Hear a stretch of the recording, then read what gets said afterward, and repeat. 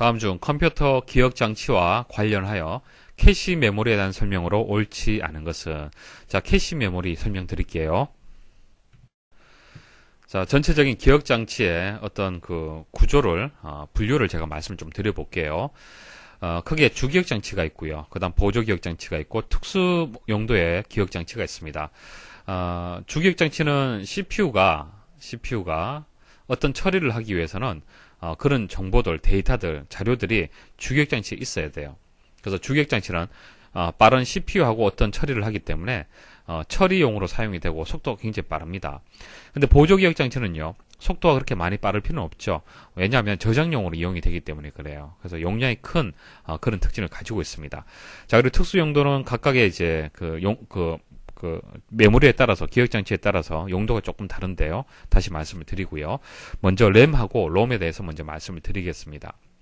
자, 램은요, 휘발성입니다. 일단 특징을 말씀을 드리면은, 전원이 이렇게 공급이 되는 동안에는 내용이 그대로 유지가 됩니다. 하지만은, 전원 공급이 되지 않잖아요. 그죠?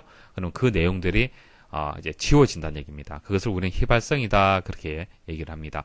그 다음, 롬은, 비휘발성이에요. 그러니까, 롬에다가, 바이오스 프로그램이 저장이 되어 있잖아요. 바이오스 프로그램은, 부팅이 될 때 아주 중요한 역할을 하는 겁니다. 각 장치의 어떤 상태를 확인을 하는 그런 역할을 하는 건데요.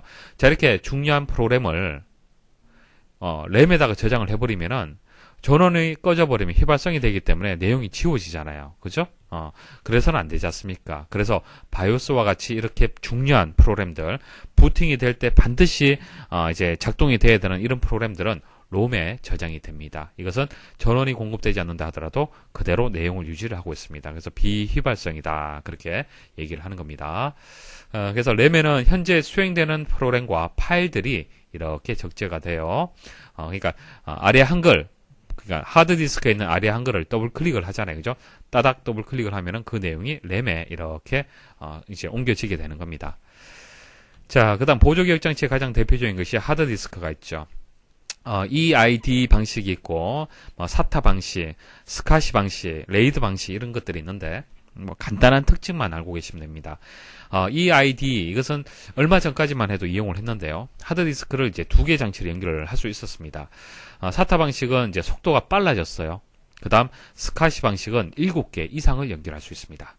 레이드 방식은 속도라든지 안정성이라든지 복구라든지 이런 이점이 있는 그런 하드디스크 방식이 되겠습니다.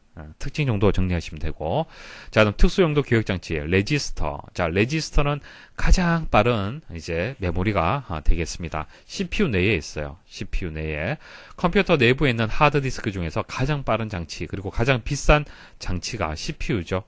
CPU는 처리하는 역할을 하는 겁니다. 처리. 저장의 목적을 가지고 있는 것이 아닙니다. 저장은 램하고 롬이 그 역할을 하는 것이죠. 하지만은 CPU 내에 간단한 어떤 작업을 하기 위해서 저장하는 장치, 기억 장치가 있는데요. 그게 레지스터예요. CPU 내에 있습니다. CPU 내에 있기 때문에 엄청 빠르겠죠. 가장 빠르다라고 보시면 됩니다.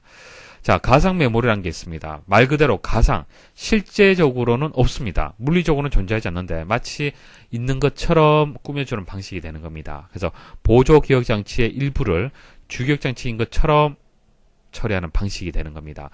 보조 기억 장치는 용량이 크고 가격이 저렴하고요. 주기억 장치는요, 좀 비싸요.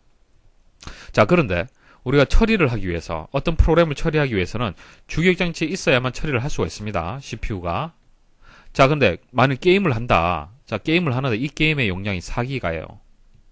자, 그럼 주기억 장치가 4기가 돼야 되는데 4기가가 되지 않는 경우도 있잖아요. 그렇죠? 그럴 때는 어떻게 하냐면은 용량이 큰 보조 기억 장치의 일부를 마치 주기억 장치인 것처럼 처리를 해버리는 거예요.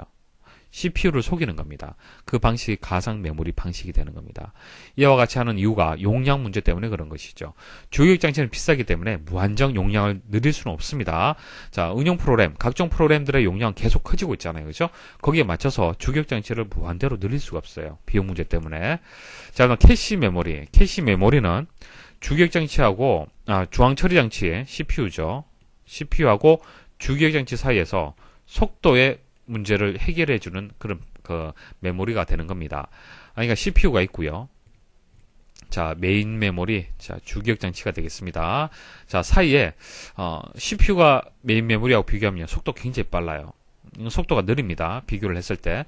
그럼 하나를 처리를 하려면은 여기서 가지고 와서 CPU가 처리를 하는데, CPU가 속도가 느려서 처리 결과가 느려지는 것이 아니라 메인 메모리가 속도가 느려서 전체적으로 컴퓨터 시스템 전체적으로 속도가 떨어진다는 얘기입니다. 그래서 이 문제를 해결하기 위해서 이 사이에다가 캐시라는 메모리를 두는 거예요. 캐시. 예. 자, 이 캐시는요, 메인 메모리보다는 속도가 빠릅니다. 아주 빨라요. 그렇기 때문에 비용은 비쌀 수밖에 없겠죠. 그래서 용량을 많이 둘 수는 없고요.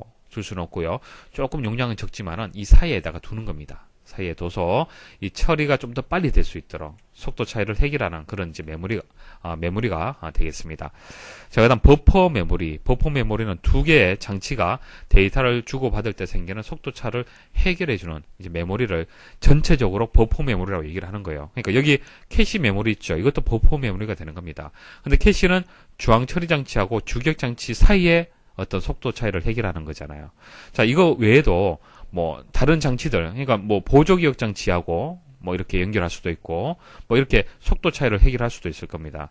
그래서 여러 가지 이제 버퍼 메모리는 종류들이 많이 있습니다. 그래서 전체적으로 각 그 장치들끼리 속도 차이를 해결해 줄 때 그때 메모리를 우리는 전체적으로 이제 포괄적으로 버퍼 메모리다 그렇게 얘기를 하는 겁니다. 자, 연관 메모리는요. 자료를 찾을 때 주소 개념으로 접근하는 것이 아니고요. 내용의 일부를 가지고 찾는 방식을 얘기를 하는 겁니다. 자, 우리 램에 보면은 번지가 이렇게 부여가 되어 있습니다. 이렇게 번지가 있어요. 번지가 있기 때문에 CPU가 자, 4번지에 가서 데이터를 가지고 와라. 자, 2번지에 가서 데이터를 가져와라. 이렇게 처리를 할 수가 있는 거예요. 여러분들 댁에 주소가 있기 때문에 우편물이 배달이 될 수가 있잖아요. 그죠? 마찬가지 개념입니다. 기본적으로 데이터가 처리가 되고 메모리가 이제 데이터가 저장이 되고 그 데이터를 이제 찾아낼 때는 주소의 개념으로 해서 찾는 겁니다. 하지만은 이 연관 메모리라는 것은 이 주소라는 것이 없습니다. 없고요. 여기 저장되어 있는 내용이 안녕하세요라면은 안녕이라는 내용을 가지고 찾는 거예요. 자, 그런 방식이 연관 메모리 방식이 되겠습니다. 캐시 메모리 말씀드릴게요. 자, 특징을 보시면은 CPU와 주기억 장치 사이에 존재하는 고속의 버퍼 메모리다. 자, 버퍼 메모리는 장치들끼리 속도 차이의 문제를 해결해주는 메모리를 이제 총칭해서 이제 버퍼 메모리라고 얘기를 하는 겁니다.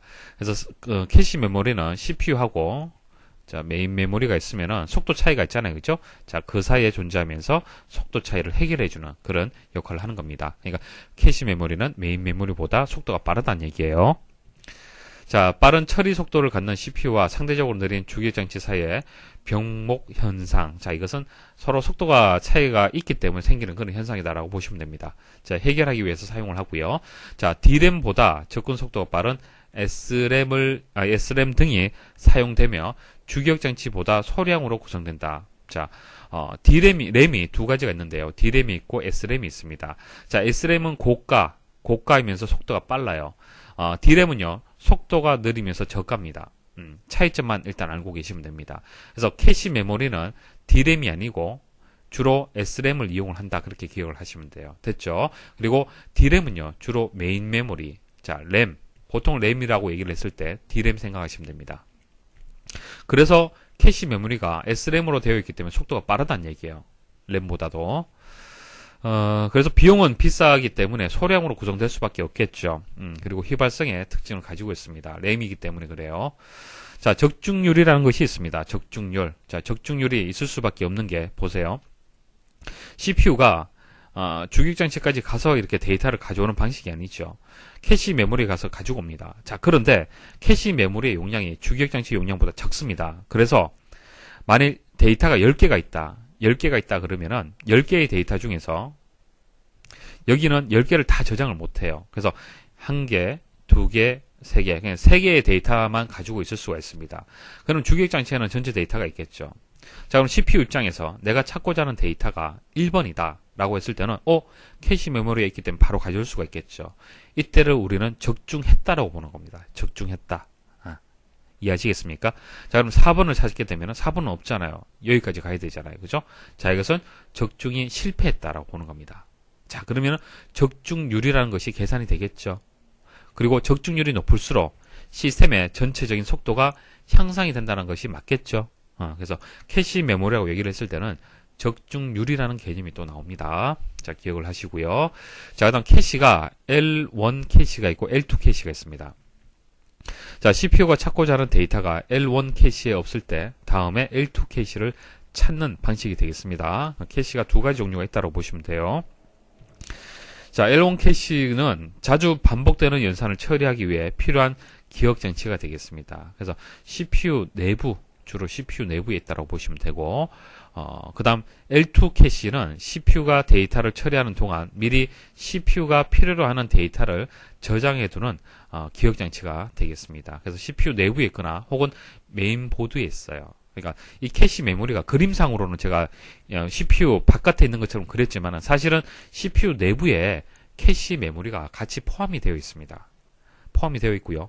L1 캐시는 포함이 되어 있고 L2 캐시는 포함이 되어 있는 경우도 있고 바깥쪽에 있는 경우도 있고 그렇게 이해를 하시면 되겠습니다. 자, 개념적으로는 이제 L1 캐시는 책상 서랍이라고 보시면 돼요. 책상 서랍. 책상에 앉아서 여러분들이 어떤 물건을 찾을 때 서랍 먼저 찾잖아요. 그죠? 자, 서랍이 없으면 캐비넷에 찾겠죠? 자, 그런 개념으로 보시면 됩니다. 답을 찾을 수가 있겠죠. 캐시 메모리에 대한 설명으로 옳지 않은 것은 다 이거 뭐 설명을 드렸고 컴퓨터 CPU 내부에 비휘발성 메모리다. 롬처럼 비휘발성 메모리라는 설명인데 틀렸죠. 이것은 휘발성 메모리가 되겠습니다.